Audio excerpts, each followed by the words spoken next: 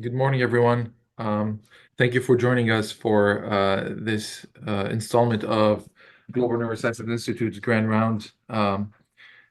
Today, we have an excellent topic and an excellent speaker, so I'm very excited about this session today. Dr. Whiting is joining us from Allegheny Health Network's Neuroscience Institute, where he serves as a neurosurgeon and the director of epilepsy surgery. He completed his residency at the reputable Barrow Neurological Institute in Phoenix, Arizona. He then went on to complete a fellowship in epilepsy surgery at the Cleveland Clinic. He was awarded the American Epilepsy Society's Young Investigator Award. He specializes in state-of-the-art epilepsy treatment, including stereoelectroencephalography, seizure-focused resections, laser ablations, vagal nerve stimulation, and responsive neurostimulation. Epilepsy is one of those topics that is, unless you're intimately working with it day in, day out, it's this one of these mysterious diseases, and more so its management. So we're very excited to have you today with us, Dr. Whiting, and thank you for taking the time to give us this talk. For the audience, just please make sure to put your questions in the Q&A, and we'll get to them at the end of the session.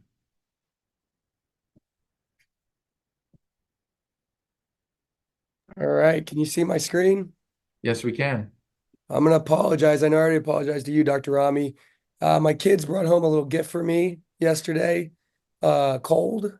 I don't know which one to blame yet, but I'm going to do my very best with a little laryngitis here. So I Okay. apologize. I might clear my throat.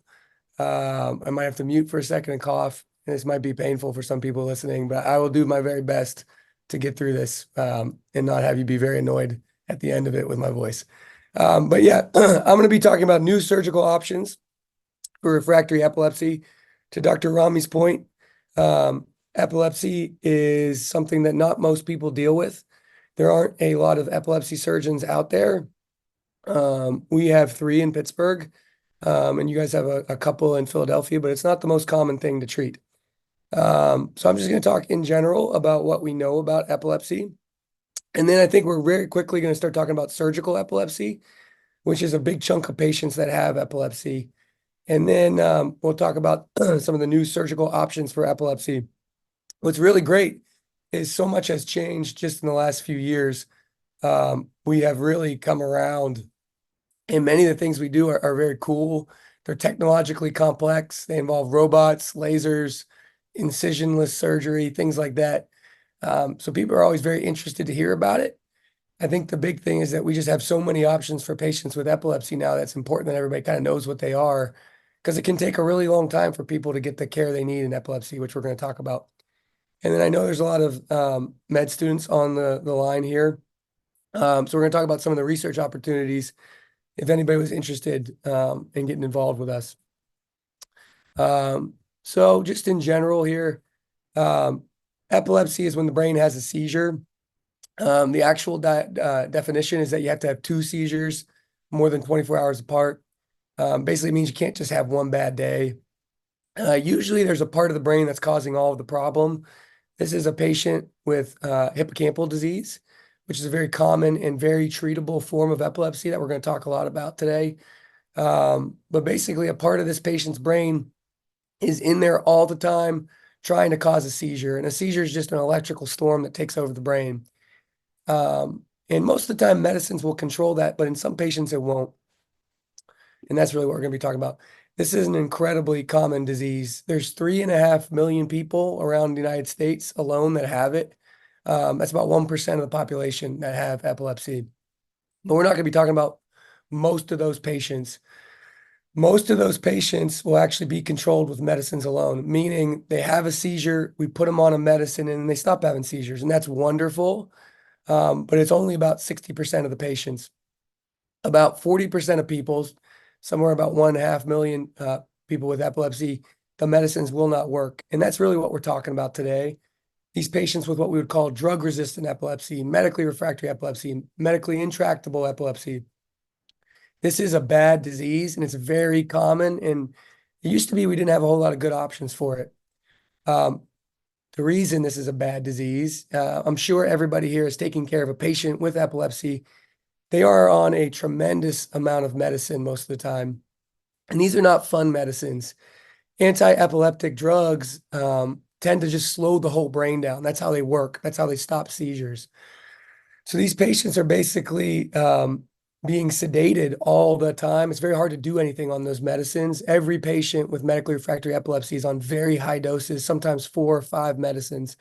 And they can't do a whole lot because of that.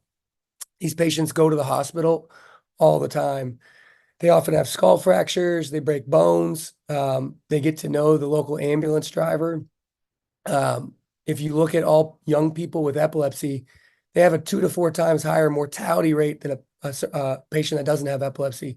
So this is not a benign disease. I mean, these are patients that have a much higher chance of death, morbidity than somebody who doesn't have epilepsy. There's also something called SUDEP, which is sudden unexplained death and epilepsy phenomenon. And basically, patients with bad medically refractory epilepsy sometimes just drop over and die. Very scary and not uncommon. They usually cannot drive, and that might not sound like a big deal, but that is a complete lack of independence. These patients, once they start having bad seizures, the first thing that goes is your driver's license. They are incredibly dependent on family, friends, and usually that's the main thing people complain about. Can't do anything, can't work, can't drive, can't get out of the house. This is not a benign process over time. The longer you have epilepsy, the more it kind of teaches other parts of your brain to have epilepsy. So a patient that has had epilepsy for 20 years, usually almost the whole brain is involved by that point, and it becomes very hard to fix it. So we want to meet these patients early and hopefully get them to a cure or control so that the epilepsy doesn't keep progressing. And I think more and more we're starting to think of epilepsy when it's refractory as a neurodegenerative phenomenon, meaning just the way you would think of Alzheimer's or Parkinson's disease. If you follow patients with epilepsy over time, the average patient loses cognitive function, their memory gets worse. They aren't able to do the same things they were able to do because those seizures kind of tearing through the brain over and over and over again cause permanent damage, and they lose faculties. And again, this isn't a small number of people. We're talking about 1.5 million people in America that have this disease, this very bad medically refractory disease. So because of that, the International League Against Epilepsy, the American Academy of Neurology, there is no kind of, this is a rock solid definition they have come up with. If you fail 2 medicines, meaning if you're on 2 or more medicines and you're still having seizures, everybody in the world recommends you get a prompt surgical evaluation, which just does not happen, which we're going to talk about a little bit here. And hopefully, if there's one thing everybody on this Zoom takes away, it's that if you see a patient that's on more than 2 medicines and is still seizing, that should be treated with some sort of urgency. That patient should be evaluated by a surgeon, and we're going to talk a little bit about why. This is not epilepsy. Dr. Rami knows exactly what this is. This is an aneurysm. I bring this up because if a family member called you and said, hey, I just got back from the doctor, they did some tests and they found an aneurysm in my head, the first thing you would do is try to get that patient in to see a surgeon. You would know that this is a surgical disease, and that's how you would think about it. But if a patient has epilepsy, that's not what you think, right? You think, let's get them to a medical professional. Let's not talk about surgery. And it's interesting because the mortality rate of a small aneurysm like this is significantly lower than medically refractory epilepsy, but we don't think of it that way. Here's another example, and I like this one because this is where the data kind of comes in. Dr. Rami knows all about this one as well. This is an incredibly stenotic, tight carotid. So we have lots of really good randomized controlled trials about how to treat this disease. If you meet a patient and that patient's having active TIAs, they're symptomatic, they're starting to have little mini strokes, and then you scan their neck and we find severe carotid stenosis, everybody knows you're calling a carotid surgeon because the studies have been done. That's how you prevent strokes. You don't want that patient to have a very big stroke. We've done randomized controlled trials for epilepsy as well. So this disease right here, in the worst possible situation, 90% stenosis, symptomatic, the number needed to treat compared to medical therapy in order to prevent 1 stroke is 6. So you have to treat 6 carotids, and that's a great number. We love that number. We would recommend treating it every day of the week. The number needed to treat this disease right here from randomized controlled trials in order to cure epilepsy in these patients and prevent A single other seizure is 3, twice as efficacious. And yet we don't do it that often. We talked about that definition, that rock solid definition. There's plenty of studies out there who've shown that despite that definition having been around for almost a decade now, the average wait time for a kid with medically refractory epilepsy to meet a surgeon after they have the diagnosis is 5 years. You want to guess what the time for an adult is? I know we can't chime in here, but maybe everybody can think in their head. It's 20 years. So once they meet that criteria, it can take 20 years for them to meet their first surgeon on average. Remember I said 2 drugs? The average patient will try 5 drugs before they meet a surgeon. So we're abysmal at kind of checking the boxes and meeting the criteria that we set up. And all of that's based on good data. There's now 3 randomized controlled trials, all excellent. Most of these happened over a decade ago that show that you're 15 times more likely to be seizure-free in some forms of epilepsy with surgical treatment compared to medical therapy. I don't know if there's another intervention we have in neurosurgery that's as good as that. This is durable. About 60 to 70% of people will still be cured of their epilepsy at 1 to 2 years after surgery. It's epilepsy surgery, it's brain surgery. You might say, well, that's scary. These are safe surgeries. I mean, the mortality and morbidity rate is exceptionally low. It's on par with endovascular treatment of aneurysms, some of the things we do all the time. And here's the big kicker. We only do about 4,000 of these a year. I told you there's 1.4 million people in America with that disease. At my hospital system alone, we do more than 4,000 spine surgeries a year, just at our hospital system. And we're only doing about 4,000 surgeries a year. Here's the last kicker. It's not just like we only have one surgery anymore. I'm going to talk about all these things. We have incredibly cool new surgeries, very technologically advanced surgeries, some that don't even require incisions anymore. There are so many ways to treat people with epilepsy that there's pretty much no patients with medically refractory epilepsy that we don't have an option for anymore. I'm going to talk about all these things. But there's really no excuse not to get these patients to a surgeon. This is a little bit of a busy slide, but I like it because it shows this little line right here. This is when that first randomized controlled trial came out. And if you look at other randomized controlled trials, particularly in neurosurgery, basically as soon as they come out and prove that something is incredibly successful, we start doing a lot of it because it's hard not to. It's hard not to justify doing it. But you can see the rate of lobectomies actually went down temporarily, and then after a while barely caught up with the prevalence of the epilepsy coming into hospitals. So again, we're really not bumping the meter at all. And here's the kicker.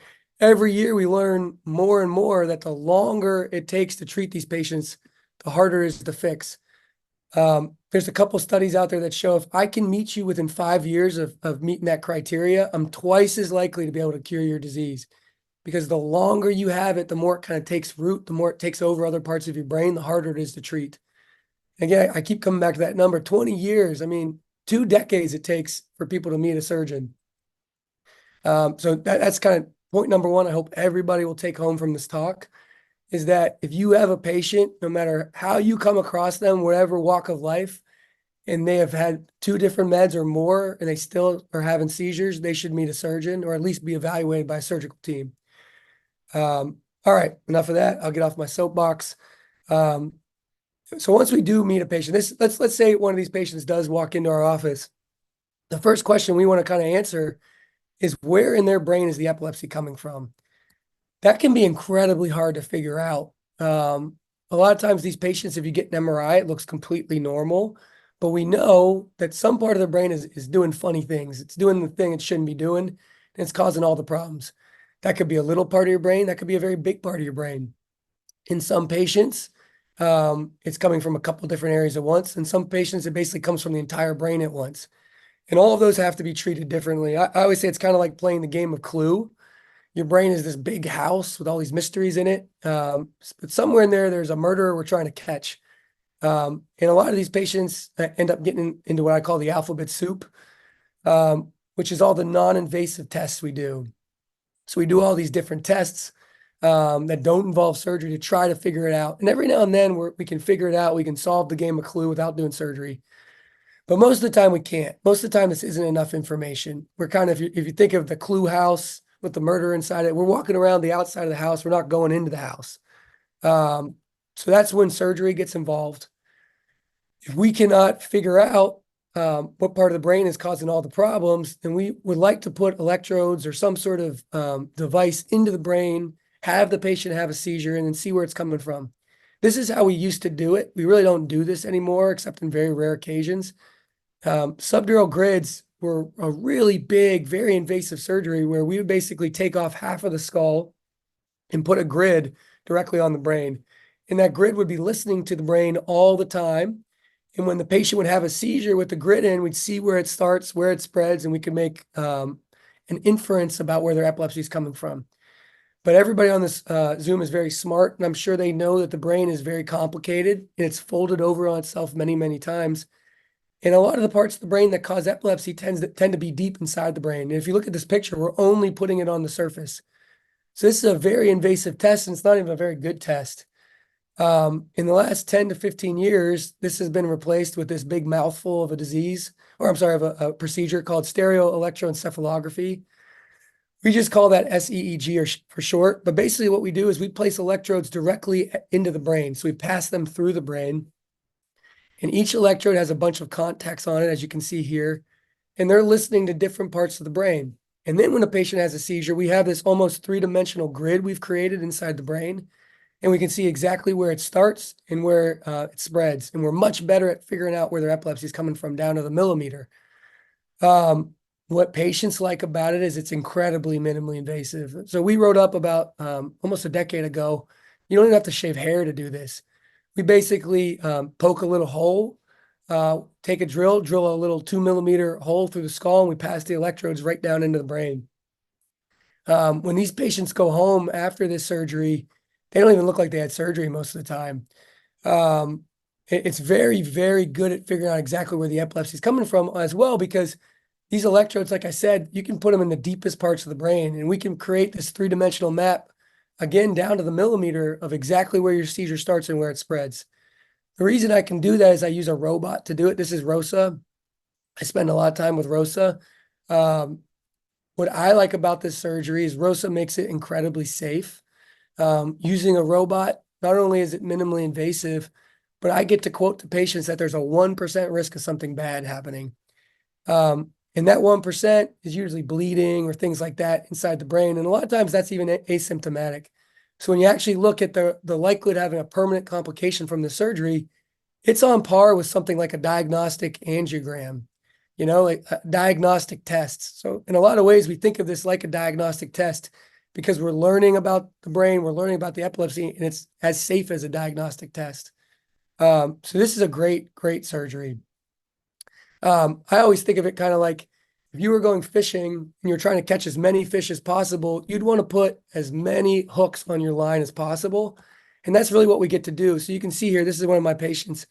We put electrodes in so many different parts of the brain. We crisscross them. We create this three-dimensional grid. And each one of these little dots is listening to a part of the brain. So you can see here, this is the patient's hippocampus. Actually, I'm sorry, it's hard to tell there if that's hippocampus or amygdala. Basically, we're listening to this deep part of the brain. Here we're listening to the insula, a part of the brain that was previously thought that you couldn't get an electrode in. You couldn't listen to that part of the brain. So we're able to find really focal, really small areas of the brain that could be causing epilepsy. And this is what we end up getting, this incredible amount of data. So every one of those contacts is pumping out 24 hours of data. I always say it kind of looks like the screen in that movie, The Matrix, with all the data coming down. In some patients, we'll get 140 streams of data from every part of their brain. So we can truly see exactly what their epilepsy network looks like. So it's not just the simple epilepsies anymore. The complex epilepsies we're very good at figuring out. Complex seizures coming from a bunch of different parts of the brain, big areas of the brain. One of the most common surgeries we will do is what's called an anterior temporal lobectomy. This is probably the most invasive surgery we still do.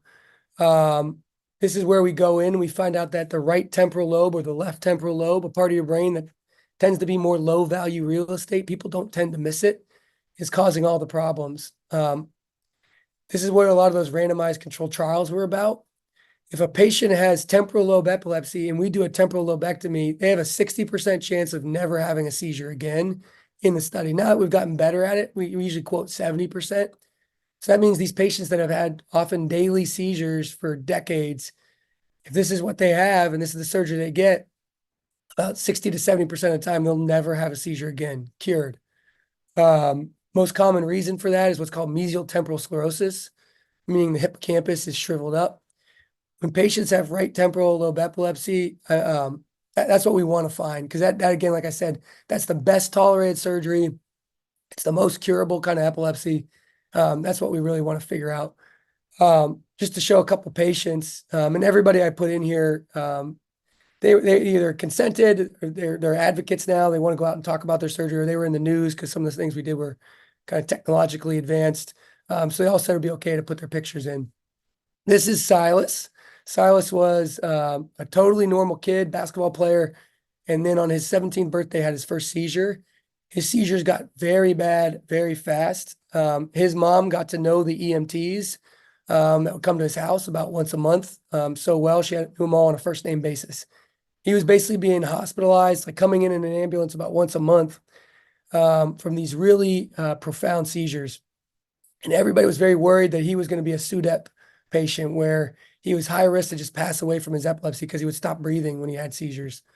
So we very quickly got him in very early for SCG. Here's his implantation. And we found that he had right temporal lobe epilepsy. He was having multiple seizures a day, obviously not driving, obviously going to the hospital all the time. I show this because you can see, I think we're getting better and better at hiding incisions. You look really closely, you can see his incision here. Silas is almost 1.5 years now out, and he is completely seizure-free, not a single seizure. He's driving. He has a job. He's trying to go to college now. So absolutely no side effects of the surgery whatsoever. It's a great surgery. We should be doing way more of it. Sometimes patients only have their seizures coming from the middle of or the deepest part of the temporal lobe. So it used to be we had to take out the whole temporal lobe and just do a full temporal lobectomy, but now we can do this surgery where we sneak under the brain and just take out the parts that are causing the problems. That's called a selective amygdala hippocampectomy, another mouthful. There will not be a test at the end, I promise. But you can see what's nice about that is they get this very small incision. In the right patients, we again get to quote a 60% cure rate. And again, I would beg anybody to compare that to pretty much any intervention we do in neurosurgery. What's the cure rate? 60% is pretty good. 1% complication rate, 0% mortality for the surgery.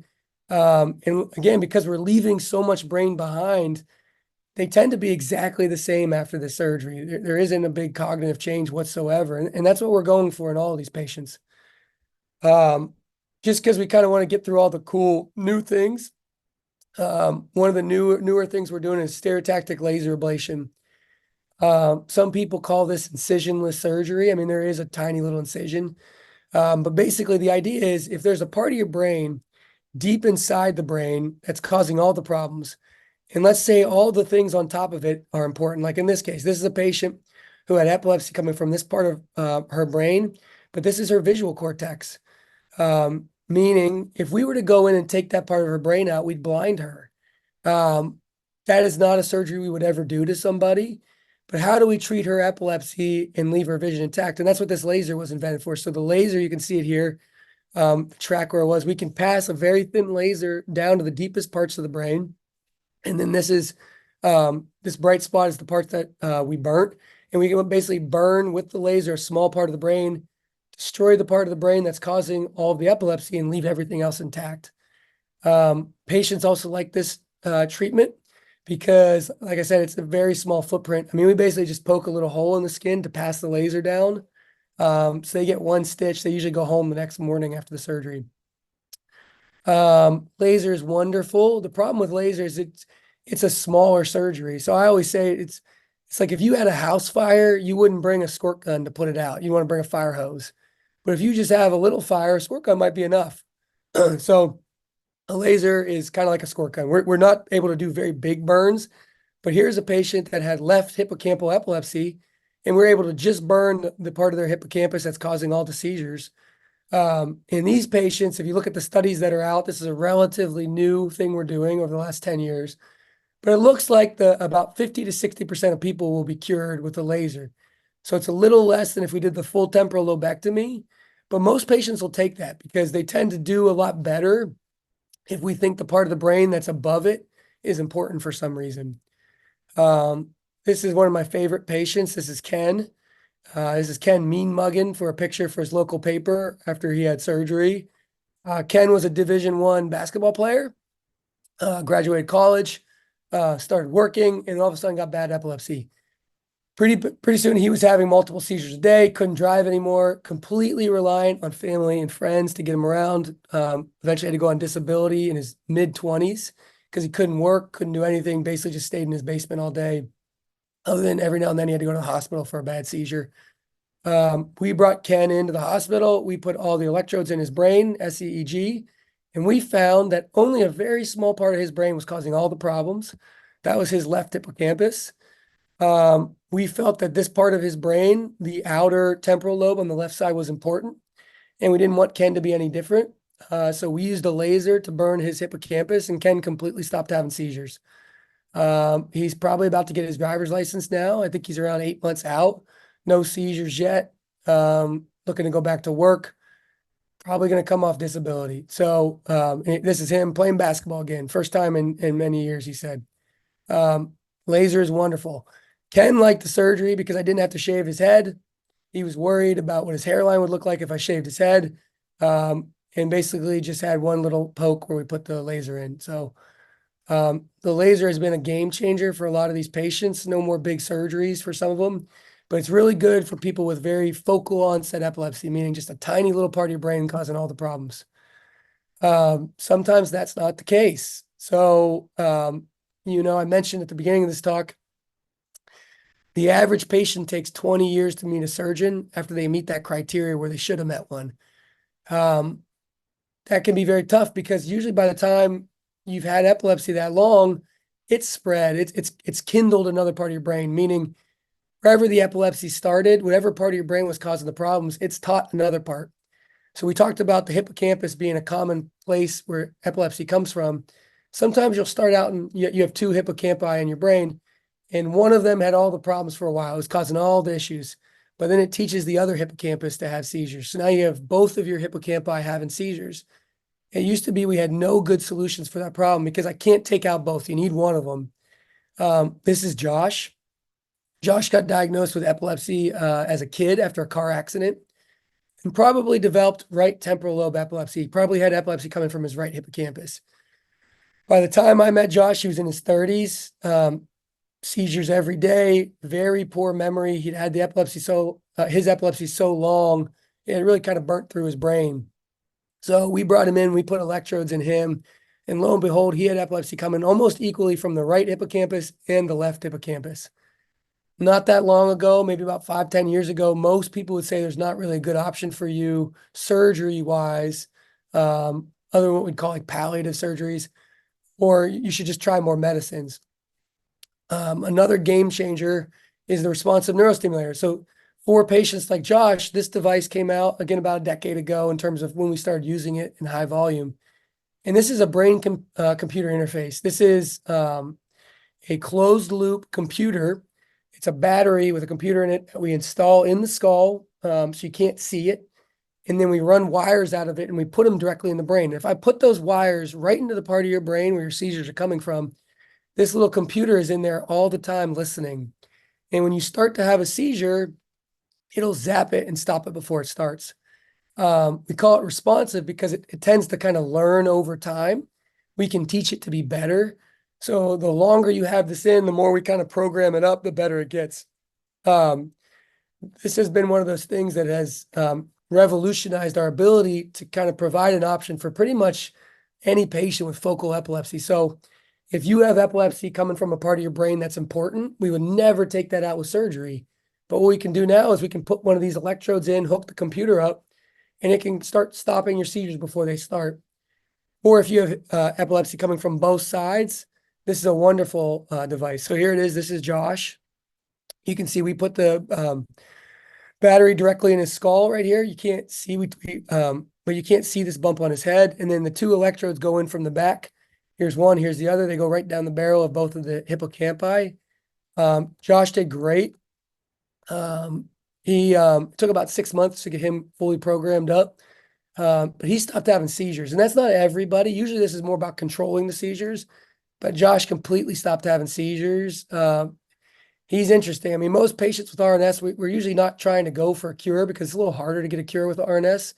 But he's getting pretty close to being considered in that boat because I think he's been almost a year now without a seizure. He's getting his driver's license. He's doing wonderfully. So again, a game changer. Just to talk quickly about research opportunities, if there was a student that was interested, there's just not that many people who have the RNS. It's a brand new device. We're one of the busiest RNS centers in the country here at Allegheny. We wrote the biggest review of RNS last year, but you can see there's only been 530 patients in the literature who have had one of these devices put in. So there are so many different things that we're looking into now. What kind of stimulation helps? Where's the best place to place the electrodes? What patients do the best? This is an incredibly fruitful place to start for research right now. And like I said, we're doing a lot of it here. But basically, when we did this meta-analysis, we found that 70% of patients had a vast and significant reduction in their seizures when we put this device in, which is wonderful. So this is a really good device. We're starting to use it for other things too. So this is a patient that had a temporal lobectomy, was seizure-free for 10 years, and then started having seizures again. And lo and behold, we put the electrodes in, and he was having seizures coming from the left side now, and then some of what was left over on the right over here. Don't want to do any more surgery on him. I don't think that would help. Obviously can't do anything on the left side. As I mentioned earlier, you gotta have one of those sides working. So we put an RNS in him. We put one electrode down the right and one on the left. And this is him. So this is what we kind of see with the RNS. This is what the RNS is seeing every day. Each one of these little bars is how many little seizure events he had per day. It doesn't mean he feels a seizure. It just means the brain is starting to have a seizure and the RNS is picking it up. I like to show this slide because it shows what happens when we turn on. This is the line where we turned his device on. So for the first couple of weeks, we're just listening. And you can see it's picking up all these seizures happening or starting to happen. And basically, as soon as we turn it on, they go away. He went down to having like 1 or 2 seizure-like events a day. They weren't translating into actual seizures. These were basically little events the device was picking up and then stopping before they started. So like I said, this is a wonderful device. If you again want to hear a little bit about research things, I mean, like I said, we don't know a whole lot about it. So this was an RNS here. This is a patient, an RNS put in by another surgeon. And if we're just being honest, the electrodes probably weren't where they wanted to place them, but the patient was getting benefit from it. He said, my seizures are down 30%. And I feel like it's really helping, but he's still having a lot of seizures. So we brought him in and we put electrodes in around the device, as you can see here. To the best of our knowledge, we were the first center to ever do that. So we wrote it up and we found this really interesting thing, which is that his device, because the electrodes weren't perfectly placed, was definitely picking up seizures, but it was picking them up a lot later than his brain was starting to have them. So this is the device picking up a seizure, and this is our electrodes picking up the seizure about a minute and a half earlier in a different place. What that means is if we move those electrodes to the better place, we're going to get a 90-second head start on that seizure. So that's what we did. And here you can see we moved the electrodes for his RNS down into his hippocampi bilaterally. And this guy's seizures stopped. He stopped having seizures completely. So like I said, there's a lot of avenues to do pretty cool, interesting things. And those cool, interesting things can have a direct impact on patients, both from a research standpoint and also just from a patient care standpoint. One of the more experimental things we're starting to do around the country at high volume RNS centers, most of what I've been talking about is focal epilepsy, meaning patients that have epilepsy coming from 1 or 2 parts of their brain, very discrete. But not everybody is like that. There's also generalized epilepsy, meaning the whole brain is kind of having a seizure all at once. And traditionally, that was a very hard problem to fix with surgery because obviously you can't cut something out if the whole brain is having a problem. And we were saying, well, where do we put the electrodes for our RNS? So Eventually some very smart people at other hospitals say, why don't we put them right in the thalamus? Thalamus is the relay center of the brain. The RNS maybe is picking up the seizure as it's starting in that relay center. So we started doing that for patients with severe generalized epilepsy, and this is very cutting edge and brand new. We put it in the central median nucleus of the thalamus, the relay center right in the middle. And so far, these patients have done exceptionally well in the kind of the correctly selected patients. So the point of this is, every year, the percentage of patients with medically refractory epilepsy who don't have a surgical option gets smaller and smaller, to the point now that there's almost no one who doesn't have an option. So the reasoning behind not getting a patient with refractory epilepsy, at least to talk about options with the surgeons, I think that is getting smaller and smaller as well. Just really quickly, just because I want to get this wrapped up, and I'm sure everybody is tired of hearing my voice the way it sounds. In terms of research, so when a patient comes into the hospital for SEEG, we place the electrodes into the brain, and then we're waiting for them to have a seizure. They have to have usually a couple seizures. Otherwise, we're not getting the information we want. We want to see them have a couple seizures and see exactly where the seizure starts and where it spreads. What does that mean practically, though? That means they're in the hospital for about a week on average, just sitting there bored out of their minds, because this surgery is minimally invasive. It doesn't hurt a whole lot, so they recover very quickly. They're just sitting in the bed waiting to have a seizure. So we've been trying to come up with ways to one, keep them from being bored, but also to utilize all the information coming from their brain. In between the very short instances of seizures, we have electrodes oftentimes in basically every part of one hemisphere. So we've basically mapped out a whole hemisphere, and we're listening to all of these different parts of the brain while the patient's in there reading, eating, talking, having emotions. That really hasn't been done at any other point. We've never really had, kind of in the history of medicine, direct electrocorticography directly from people's brains while they're just sitting there doing normal things, until we started doing things like this, epilepsy surgery. So if you wanted to ask a question like, where does addiction come from? Or something really simple, like, what happens when you think about baseball? What part of the brain, where's the baseball center of the brain? We can have the patient go through a series of tests, simple ones, and we see exactly what's happening in the brain. So what we started doing with a lot of these patients is 20 or 30 minutes every day, we kind of run them through a battery of tests to try to determine what parts of the brain do what. Because most of our understanding of what parts of the brain do what and how they're connected and all the circuitry, it's been from cadaver studies, it's been from functional MRI, it's from animal studies, it's from patients having strokes and seeing what happens. We haven't determined a lot of that information directly from reading the brain and seeing what it's doing. For instance, I show this because this was one of the first ones we did, one of the proof of concept ones. One of the things we treat patients with epilepsy for is depression and anxiety. Tons of patients with epilepsy have depression or anxiety, sometimes as high as 80%. And a lot of that is just because the disease is so bad, it affects so much of their life. They're almost comorbid diseases. So one of the treatments for that is meditation. And a lot of centers have advocated for guided mindfulness meditation. So we said, well, let's see what actually is happening in the brain when these patients are meditating. So this is all our epilepsy patients. We had them meditate for 20 minutes. And we put them through this kind of rigorous meditation study. And we found that these are discharges. These are seizure discharges.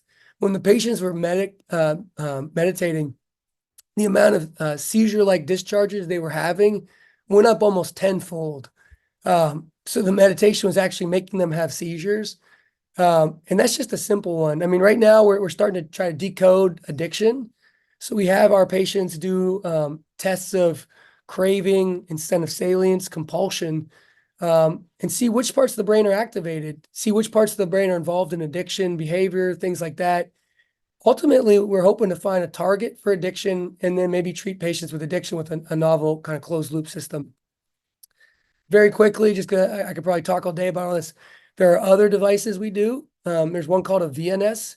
That's where I put a battery in your chest and I wrap a little wire around a big nerve in your neck. That's a wonderful surgery for patients with epilepsy that don't have another option. And then there's also deep brain stimulation. So I know a lot of people have heard of deep brain stimulation. That's where I put a battery in your chest and I put wires in the brain, similar to the RNS. Point of this slide is just that there are so many options. Pretty much every patient with medically refractory epilepsy will have a surgical option if they can meet a surgeon. Sorry, I know that was a little tour de force, and I was speaking fast in a not very nice voice. I hope the big take homes everybody will take home. Refractory epilepsy, very often a surgical disease, and it takes forever for these patients to get to a surgical center, even just to be evaluated. So I hope everybody will take away, if you meet a patient with 2 meds or more still having seizures, treat it like an aneurysm, treat it like carotid stenosis, treat it like all the randomized controlled trials would have you treat it. Get that patient to a level 4 epilepsy center where they can be evaluated. It does not mean they're going to get surgery, but they should at least kind of go through the paces and see what their options are. There are more options than ever to tailor treatment to the specific patient. Patient comes to me and says, I'm not doing brain surgery. Okay, we have a vagus nerve stimulator. We can do that. They say, I want to drive, then we're going to try to work towards that. We're going to work towards a cure. That's what we want to get to. Almost all of these surgeries that I mentioned are incredibly safe. Most of them are very minimally invasive. I showed you some of those pictures. We don't shave heads anymore in most of these patients. They go home from the hospital, usually a day after surgery, feeling pretty good. Some of them we call incisionless surgeries, even though there's a little poke, but I mean, they're not getting big incisions. Some of the surgeries complication profiles are on par with diagnostic tests. So if you feel comfortable sending a patient for an angiogram, that's about as safe as SCEG. Just kind of think about it the same way. And like I said, I promise I don't sound like this all the time, but I'm happy to talk to anybody who's interested in getting involved. We've built out a little research lab here. A lot of the research we're doing involves SCEG and all that data we're getting from the electrodes. And I always say that's kind of like the deep blue sea. If you have an idea, I mean, there's pretty much nothing we can't look into. Whatever you think you want to find out about the brain, we can do that with these patients who have SCG electrodes in their head. And they're the best patients. They love doing the research studies. They're bored out of their mind. They want to be involved. It's pretty fun to do too. So again, for the 4th time, I apologize about my voice. I'm not sure which kid to blame yet, but I will be blaming one of them when I get home tonight. But that's kind of the end of all this. Happy to take questions. Thank you for this this truly tour de force, like you said, a talk about epilepsy. It's a truly fascinating. We've had a few questions here from the attendees. I'm going to try and go through them. First question is from Jason, who's one of the Drexel medical students. He's asking, has there ever been a case of having to do extra surgery, doing it, for example, doing a total temporal lobectomy after the laser ablation because it did not fix the epilepsy? And to expand on that question, is there, if somebody you see somebody, you do a surgical intervention, whatever it is, depending what the patient needs, is there a fail-safe, another surgery if, for example, like an RNS or a VNS if they fail that first surgery? Yeah, and that's a great question. And that's why I kind of talked about we're still learning what the long-term outcomes of laser ablation are compared to temporal lobectomy. But definitively, we know temporal lobectomy, you're more likely to be seizure-free. That's probably on the order like 20% more likely. So when I talk to the patients about it, I always say, I mean, what's our goal here? Because the laser ablation has a smaller footprint, their recovery is faster, and there's less likely to be a neurocognitive issue. Right-sided epilepsy, I will pretty much try to talk everybody into a temporal lobectomy. It's such a well-tolerated surgery. We should be going for cure. Left-sided is different. The left lateral temporal lobe definitely has, it does something, is what I tell patients. You're going to feel a little different after surgery, and you might do fine long-term, but you're going to be a little different if I do a full left temporal lobectomy. So we tend to use the laser on the left and open surgery on the right. But I tell everybody, if your goal is to be cured, we should do temporal lobectomy. If they get a laser ablation and they keep having seizures, we can always do a temporal lobectomy later. So that's why a lot of patients, especially on the left side, tend to do the laser ablation. It's a little bit more challenging surgically, but not tremendously, and certainly not prohibitively. And then to your question, Dr. Rami, I tell everybody, what we should be doing on these patients is we should be hot on the chase, right? Like If something doesn't work, we should be right back to the drawing board. Okay, what's next? Because there's always a next step. With RNS, we can always put an RNS in on a failed surgery afterwards. VNS we can always do, and it helps. So that's why I showed that patient that had a temporal lobectomy, did well for a while, and then developed seizure because another part of his brain started having seizures. Perfect RNS patient, and he's doing great. What we don't want to do is, do a surgery and then say, okay, I'll see you in 10 years. If it doesn't work, come find me 10 years from now. Like we want to stay hot on the chase, keep chasing it. Most of these surgeries have such a low side effect profile. There's no reason to not keep chipping away at it. And like I said, a lot of the surgeries, there's a good chance you're not going to have a seizure again once we kind of get it up and running. Perfect. This is another question from our Vice President of Clinical Operations, Tom Kurtz. He said, "Wonderful talk. Thank you. Have you considered educating school nurses, EMS providers, etc., to screen for these type of patients? The candidates for surgery, patients with recurrent seizures that they're seeing at schools during EMS transports, etc., and providing these data to you, your team, via repository or reporting mechanisms so your team can reach out?" I mean, that's a wonderful idea. And yes. And I think anybody who's interested in helping with that, that'd be wonderful. There's a little cottage industry in the epilepsy surgery community where every year we will publish papers about why is this happening? Why hasn't this caught on? And again, to your point, like Mr. Clean comes out, right? So you have a study that shows that thrombectomy for stroke works. How many thrombectomies are you doing like a year later, right? Instantly, it's like it turns around, or not Mr. Clean, but all the other studies. You're doing thrombectomies all the time now. This study came out 2001, and it didn't even bump the meter. Every year we're beating ourselves. We're trying to figure out why is this. Everybody has tried everything. They tried in some hospital systems, like just skipping doctors altogether and just putting pamphlets, educational material everywhere. For whatever reason, it just doesn't get through. I think the number one reason is that everybody just thinks of epilepsy as a medical disease. And that's why I show that aneurysm picture.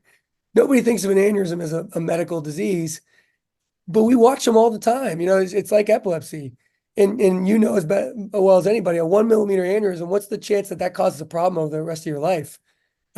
Epilepsy, way more likely to cause problems, and yet we don't think of it surgically. So yes, we have tried stuff like that. Unfortunately, it hasn't worked for the most part. That doesn't mean we shouldn't continue to try it over and over and over again. But yeah, I think that's a great idea. I gotta say, your barrel background is showing. You have a lot of handle on the vascular literature.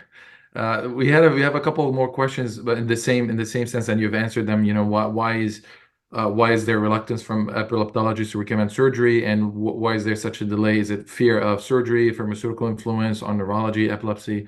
I think you answered that very well as well. But if you want to comment anymore. Yeah, I got a little more on that. So I cut a couple of slides out, mostly because of my voice and not to torture everybody. But I have a whole slide deck that's just about like, why is this happening? And this Q&A list here, you guys are great because you basically listed all the reasons here. A couple years ago, I went through all the clinical trials, and people will write this up every now and then. Last time I checked, there were 180 clinical trials on clinicaltrials.gov for medicines.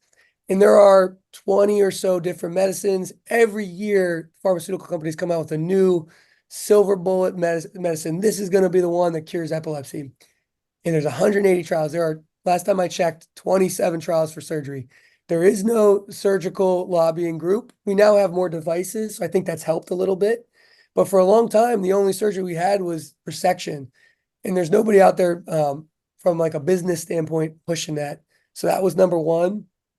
Number two, a lot of these patients are out in the community. They cannot drive, so they have their community neurologist.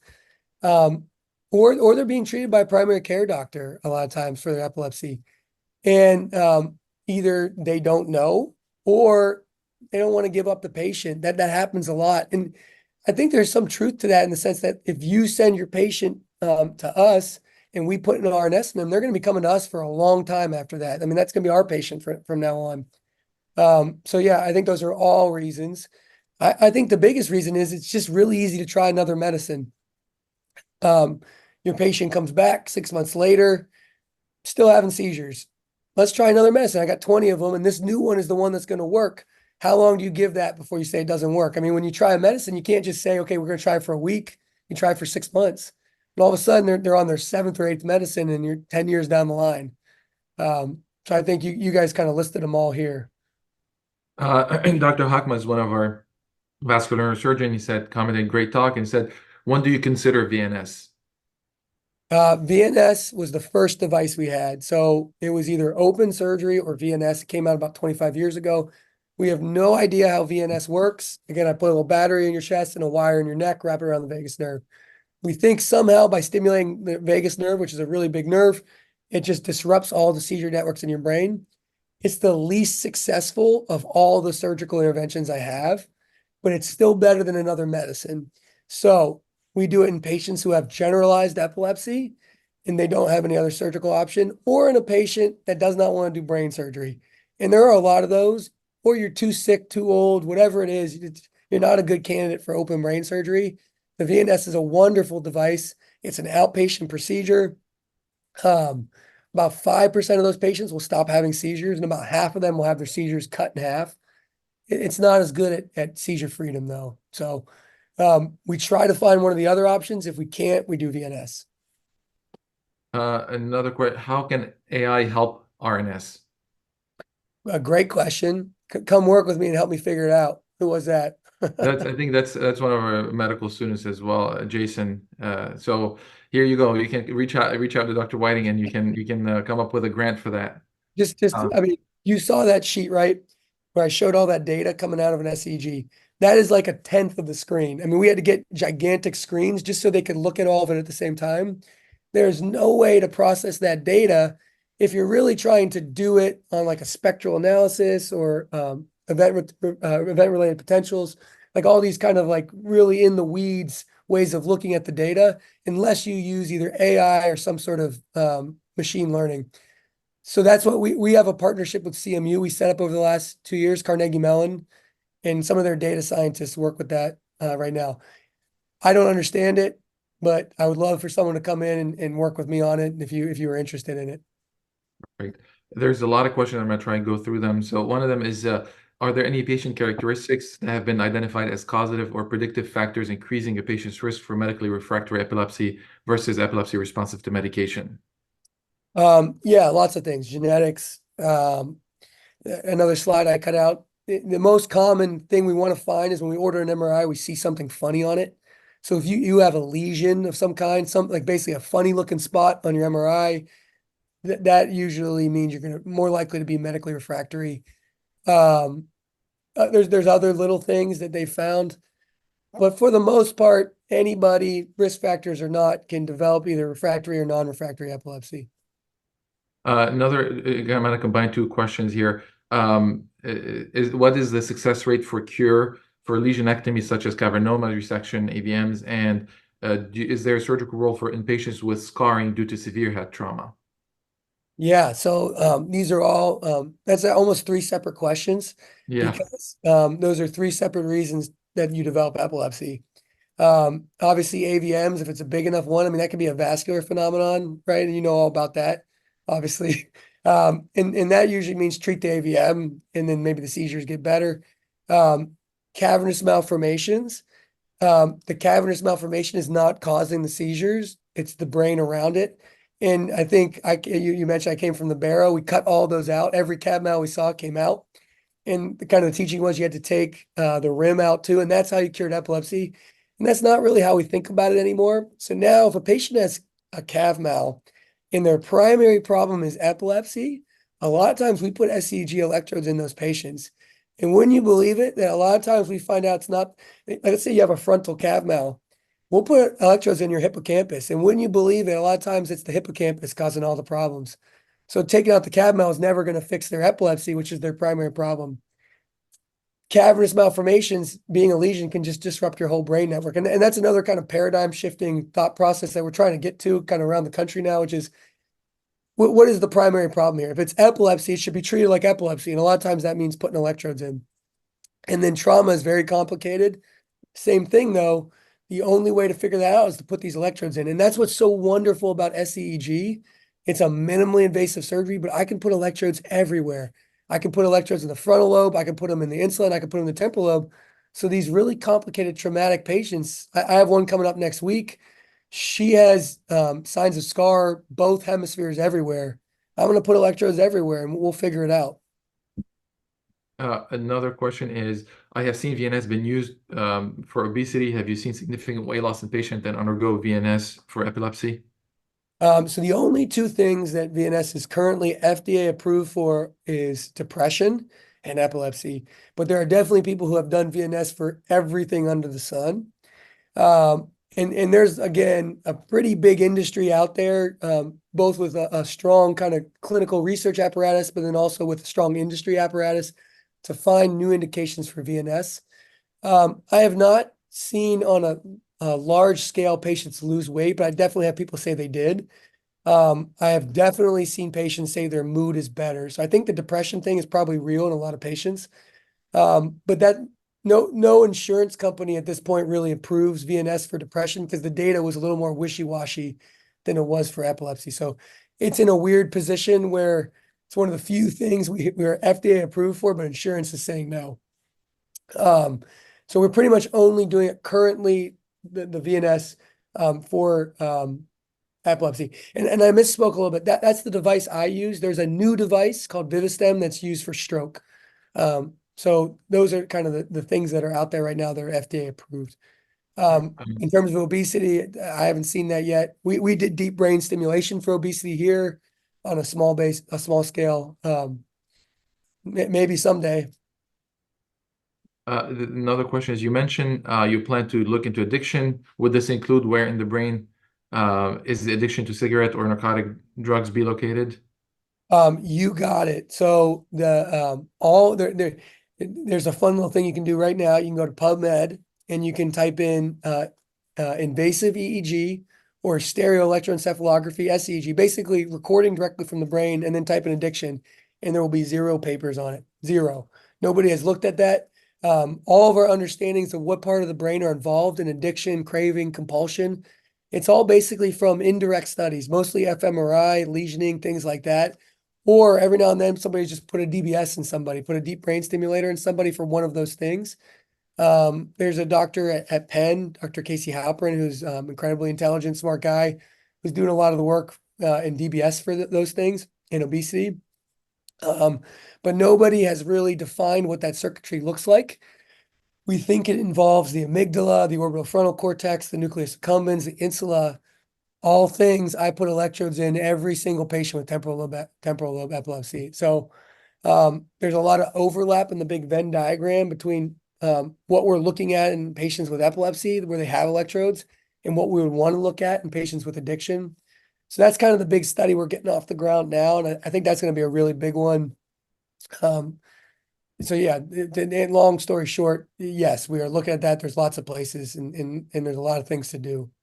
Fantastic. And then the last question is, do you think resective surgeries will be utilized less as the use of neuromodulation increases, or will resection remain as a prominent treatment because it works well for focal epilepsy? It already is.